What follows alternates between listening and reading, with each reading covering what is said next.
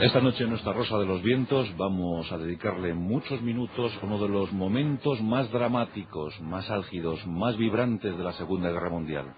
En el momento en el que todo empezó a terminar, el principio del fin para los ejércitos alemanes. Es el momento de Stalingrado, la gran batalla, en la que se vieron involucrados más de 2 millones de hombres, y más de 1 millón de esos 2 millones quedaron tendidos para siempre en el campo de batalla. Es el momento más duro, sin duda alguna, donde los hombres fueron más exigentes y donde la historia fue más exigente.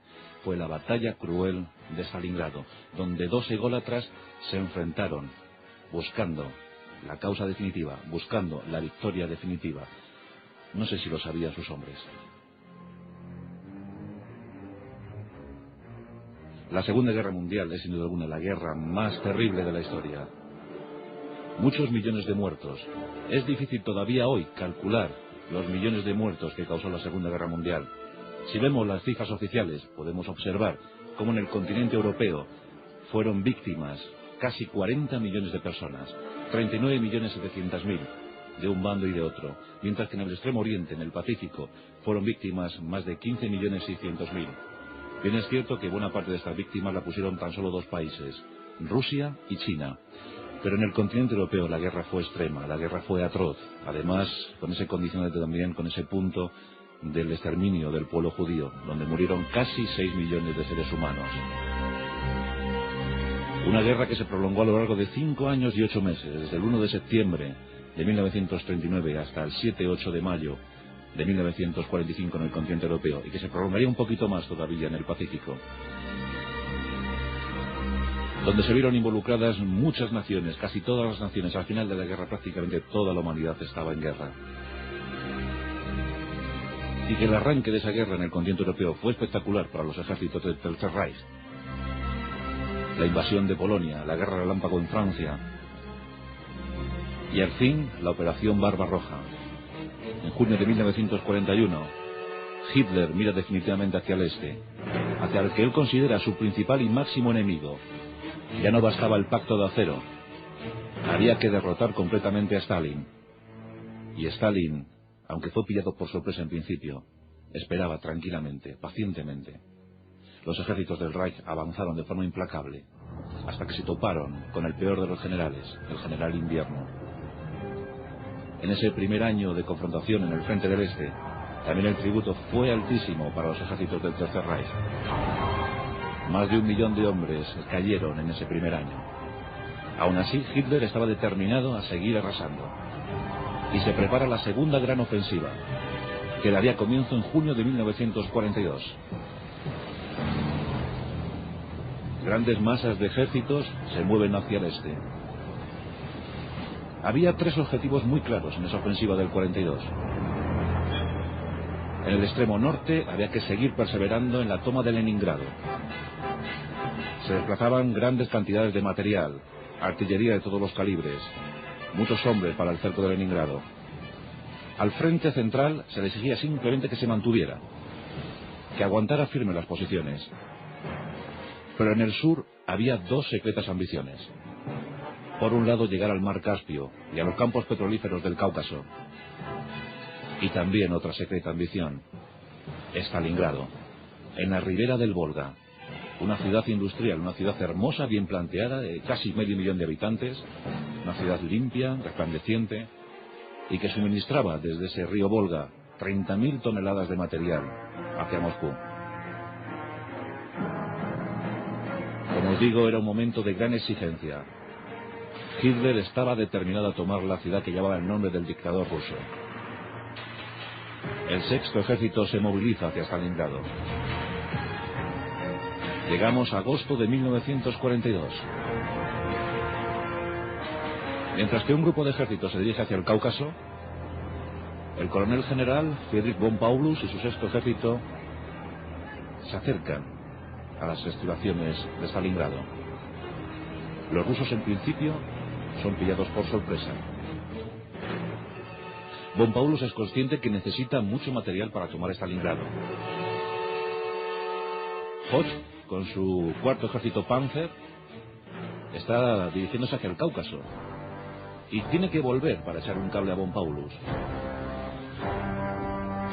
Pero al final esa toma de contacto se produce demasiado tarde y los rusos se habían fortificado ya en Stalingrado y esperaban, aguardaban a que llegara el enemigo. Agosto de 1942. Comienzan los bombardeos sobre Stalingrado. La Luftwaffe número 4 empieza a lanzar sus bombas sobre Stalingrado. Los Henkels emplean a fondo. Los Stuka lanzan su carga mortífera. Stuka eran los celebérrimos cazabombarderos en picado, aquellos que se curtieron en los campos de batalla españoles. Las bombas caían sin cesar. Fue un tributo larguísimo para la población civil de Stalingrado, porque en esos combates preliminares, en esos bombardeos preliminares, cayeron 40.000 civiles.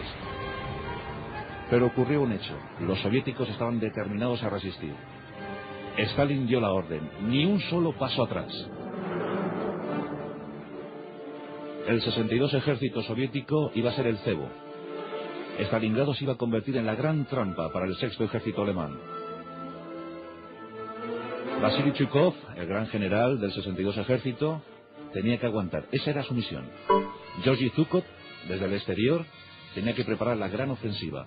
Y ya todos sabéis cómo preparaba las ofensivas Georgy Zhukov. Una acumulación ingente de material y hombres hasta que tuviera la superioridad numérica necesaria para arrasar al enemigo. Los alemanes combatían ya en los primeros barrios de Stalingrado. Aquellos bombardeos alemanes habían conseguido algo curioso, y es que todos los edificios derruidos de Stalingrado se habían convertido en fortines, en posiciones extraordinarias, erizadas hasta arriba, artilladas hasta arriba, donde los defensores se movían a su antojo. Los combates fueron despiadados. Los flancos del sexto ejército alemán eran unos flancos débiles. En esta campaña, Hitler había involucrado también a los rumanos, a los húngaros y a los italianos, y también a algunas tropas austriacas. Pero sobre todo los flancos estaban a cargo de los rumanos. Y esos ejércitos no estaban lo suficientemente pertrechados, ni preparados, ni siquiera motivados para aguantar las embestidas de los soviéticos. Aún así, von Paulus siguió atacando. Los soviéticos cedían terreno. No tenían suficientes hombres para aguantar. Los combates eran encarnizados y exigían un gran número de bajas. Y aquí entra en juego uno de esos factores que la historia pone al servicio de algunos. Y el gran aliado de los soviéticos fue el Volga, una vez más, el Volga.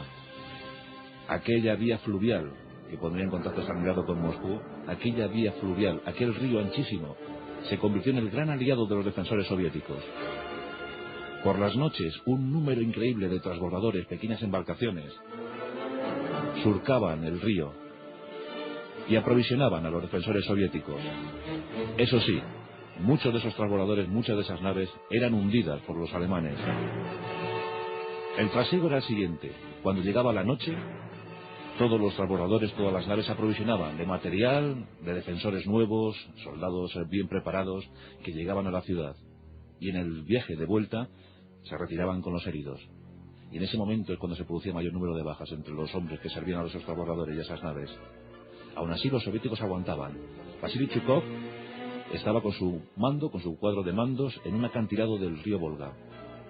Desde allí operaban los organillos de Stalin, aquellos celebérrimos cohetes Katyuska que asolaban a las tropas alemanas. El intercambio de artillería era tremendo. Los Panzer tampoco podían operar muy bien en aquellos primeros barrios de Stalingrado.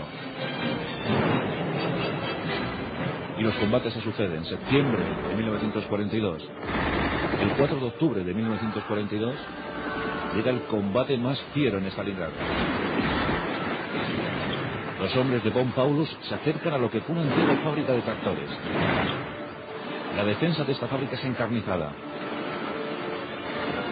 Centenares de hombres mueren en el empeño.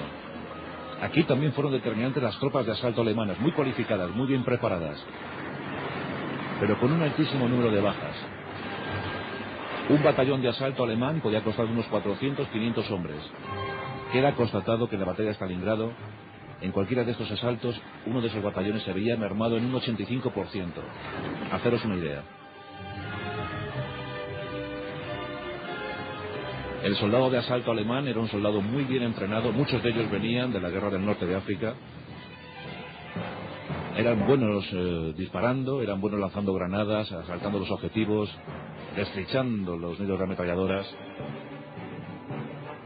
En octubre son los momentos cruciales de la batalla. El sexto ejército entra en numerosos barrios de Stalingrado. Parece que la defensa soviética empieza a ceder. El 18 de noviembre de 1942 llega el momento de máxima expansión para las tropas alemanas. Pero el 19 de noviembre se produce la gran noticia. Georgy Zhukov ya tiene muy bien aprovisionado su ejército y lanza una terrible contraofensiva. Es el momento de contraatacar. Ha llegado el momento también para el frío. A partir de entonces los soldados alemanes, que no tenían el equipo adecuado para aguantar el invierno, soportarían temperaturas de menos de 30 grados bajo cero. El general Ruzhkoy lanza su ataque sobre el flanco rumano. Los rumanos aguantan débilmente y al poco se desmoronan.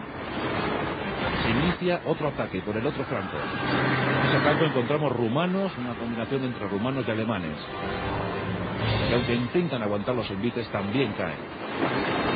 Se produce una maniobra envolvente. El 22 de noviembre han caído más de 63.000 prisioneros en manos de los soviéticos. Von Paulus manda un telegrama a Hitler. Se pide que le deje libertad de operaciones, que le deje salir de lo que empieza a considerar como es un gran cerco, una gran bolsa la que se puede producir en Stalingrado. Hitler replica enérgicamente: conozco muy bien al sexto ejército y a sus oficiales. Deberán aguantar hasta el último hombre. Y empieza a gestarse la tragedia para el sexto ejército. 260.000 hombres ven como su escape se cierra definitivamente. Aún así, Hitler, que sigue dudando sobre si debe dar la orden a von Paulus, el 30 de noviembre recibe una visita, la del mariscal del aire Hermann Göring. Y Hermann Göring le hace una afirmación, desde luego que forma parte de la fantasía más surrealista. Hitler no deberá preocuparse. Göring se compromete a que la Luftwaffe abastezca por aire al sexto ejército alemán.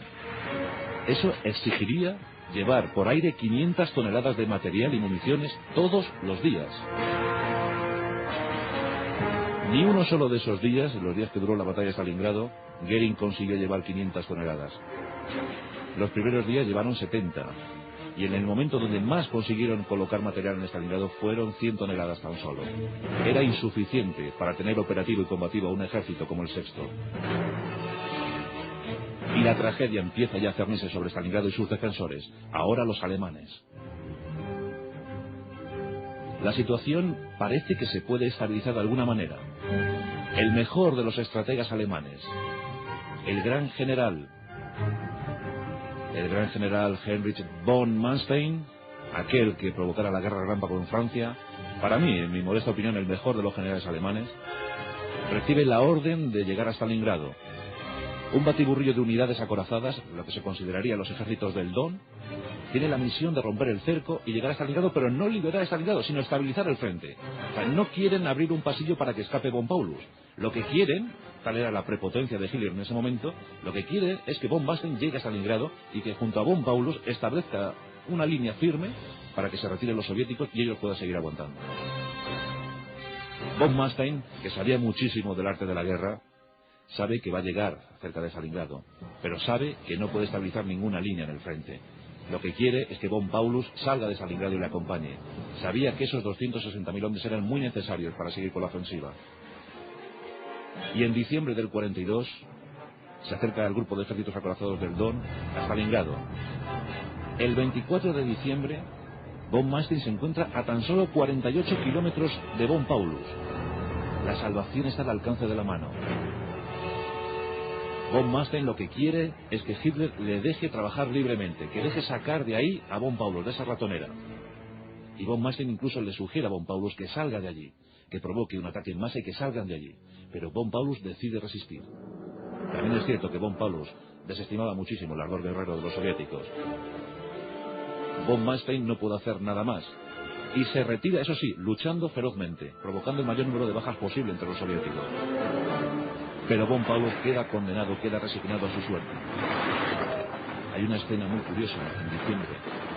Von Paulus sale de su búnker, sale de su cuartel general y ve como unos soldados hacen algo extraño. Están cerca de un caballo tremendamente mutilado, y se acerca a ellos y comprueba que 2 o 3 de ellos han abierto el cráneo y están comiéndose los sesos crudos. El hambre había empezado a hacer también su estrago entre la tropa alemana. En esas navidades lo que comieron como ración fue carne de caballo.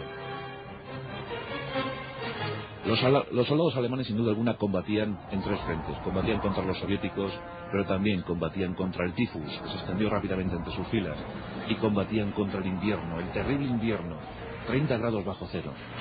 Así era imposible combatir, aún así combatieron. La orden de Hitler seguía siendo tajante: hay que resistir hasta el último cartucho, hasta el último hombre. Los soviéticos han rodeado completamente Stalingrado y se disponen a lanzar el ataque final contra la ciudad. Los alemanes siguen determinados a resistir, siguen pensando que aún pueden aguantar. El 8 de enero, Ruskoi combina la rendición a Von Paulus, y este la deniega. Por tanto, la orden estaba clara: el 10 de enero se lanza la gran ofensiva final.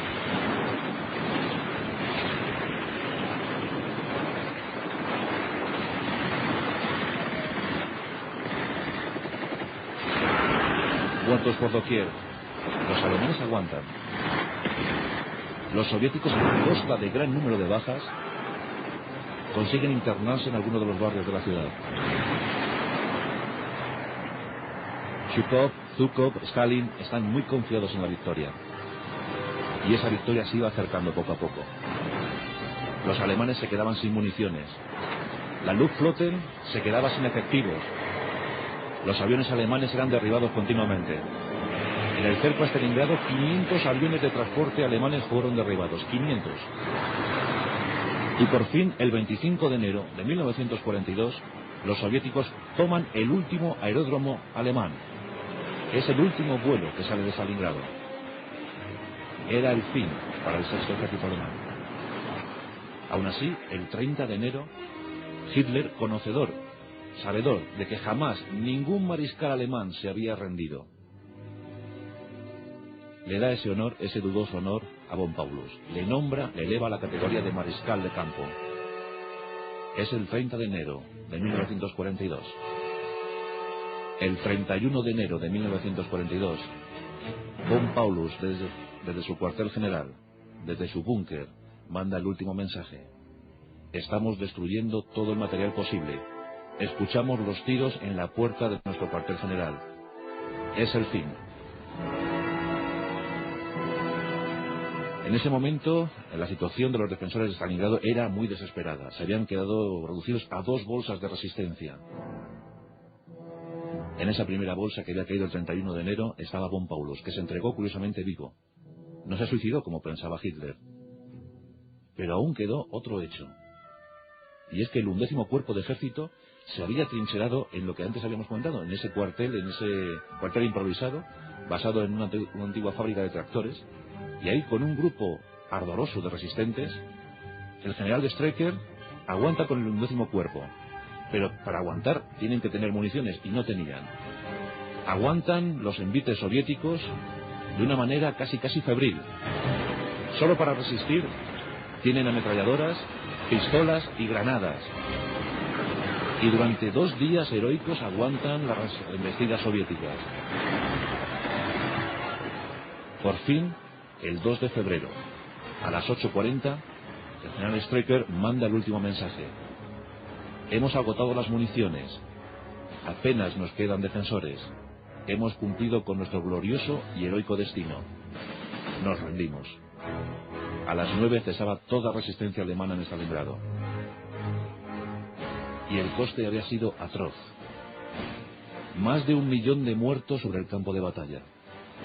750.000 bajas soviéticas. 300.000 alemanas. 200.000 rumanas. 120.000 húngaras. Otro buen número de italianos, austríacos. Demasiado exigente había sido esa batalla. Y lo que es peor, los ejércitos alemanes habían perdido un grupo entero de ejércitos, el sexto ejército alemán, Hombres indispensables, hombres curtidos y veteranos que hubiesen sido fundamentales para futuras ofensivas y que ya habían sido perdidos para siempre. De los 260.000 que quedaron encerrados en Stalingrado, tan solo quedaron 91.000 vivos. Solo 91.000. 91.000 que fueron apresados y enviados a los campos de concentración soviéticos. Casi todos murieron en el camino. Al finalizar la guerra, tan solo 6.000, casi 6.000, pudieron regresar a Alemania. Fue el fin del Sexto Ejército. Aún así, en febrero del 43, a los ejércitos alemanes, todavía muy lejos de la desconexión, muy lejos de la desmoralización, les quedaba mucha guerra que ofrecer, y a fe que la siguieron ofreciendo. Hay historias muy curiosas que se pueden contar sobre Stalingrado. Entre los soldados soviéticos existía el mito de la invencibilidad del soldado alemán. Lo que tenían los rusos era estupendos francotiradores. Y esos francotiradores en Stalingrado se batieron perfectamente. Estaban en su terreno de operaciones perfecto. Derribaban muchos soldados alemanes. Decían también, eso se decía entre las tropas alemanas, que los fusiles, las ametralladoras de los soviéticos eran infinitamente superiores a las de los alemanes. Y los alemanes quisieron dar un golpe de efecto. Esta es una historia muy curiosa que os voy a contar. Quisieron enviar a un francotirador, al mejor francotirador de Alemania. Se llamaba Heinz Torwald. Era jefe de la escuela de francotiradores alemanes. En un vuelo de estos de la Luftwaffe, lo acercaron al cerco de Stalingrado. Y él empezó también a operar y también a causar bajas entre los soviéticos. Pero llegó uno de esos extraños duelos que se producen en las guerras. En medio de tanta batalla, de tanta muerte, tanta masacre, hubo un duelo entre dos hombres. El mejor de los francotiradores soviéticos contra el mejor de los francotiradores alemanes. Y llegaron a tierra de nadie, y los dos se cruzaron. Era el destino de los dos. Estamos en una noche fría. Heinz Torwald se sitúa detrás de un listón de hierro, en medio de unos escombros, y empieza a disparar contra lo que él considera un francotirador. Y efectivamente lo era. El francotirador ruso se percata del asunto. Este tenía un soldado de apoyo. Y los dos están intercambiando disparos durante un buen rato. Pero eran demasiado buenos. Debía entrar en liza un ardid. Y ese ardid se le ocurre al ruso. Ordena a su soldado de apoyo que eleve mínimamente su casco. El soldado ruso lo eleva. Torwald observa cómo se eleva ese casco. Y cae en la trampa. Dispara contra el casco. En ese momento Torwald eleva mínimamente la mirada sobre su listón de hierro. Imaginad la situación. Elevar la mirada significa que entre el casco que cubría la cabeza de Torwald y los ojos, pues simplemente eran unos centímetros, 6-7 centímetros. Eleva la mirada sobre el listón de hierro. Y en ese momento el francotirador ruso dispara de forma tal que le mete una bala entre ceja y ceja. Torwald murió. Fue además lo que pretendían los alemanes que fuera un estímulo para ellos, fue una debacle. Cundió el desánimo. Y mucha gente se desmoralizó por ese hecho. Torwald murió sin enterarse.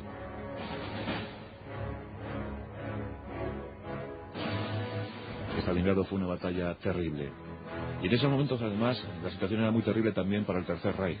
No olvidemos que en noviembre de 1942, en los momentos cruciales de la batalla de Stalingrado, estaba cayendo el Alamein. Y Rommel se las veía muy duras en el norte de África. Y también comenzaban los desembarcos aliados en el norte de África, en Casablanca. Así que la situación era muy conflictiva. Y ya en febrero del 43, todo, casi todo, empezaba a darse por perdido. La Segunda Guerra Mundial, 55 millones de muertos. El momento más duro para la historia, sin duda alguna. Y cuando cae Stalingrado, con esos 91.000 defensores, se van 24 generales rumanos y alemanes, 24 generales apresados por los soviéticos. Fue un gran éxito para ellos. Stalin brindó. Y otro dato curioso, Jorge VI, el rey inglés, ordenó que se construyera, que se fabricara una espada de acero pulido. Esta espada se la entregó a Stalin en la conferencia de Yalta, la espada del honor de Stalingrado. Se la dio para conmemorar aquel evento, aquel acontecimiento. Stalin levantó la espada muy ufano, muy feliz. Claro, en ese momento no se acordaba de sus 750.000 bajas. Y había conseguido también su objetivo, y era que su ciudad, la que llevaba su nombre, se mantuviera en el lado soviético. Así que esta es la historia, la terrible historia de Stalingrado. Y ojalá que jamás volvamos a tener unos días como los que asolaron aquella ciudad en las riberas del Volga.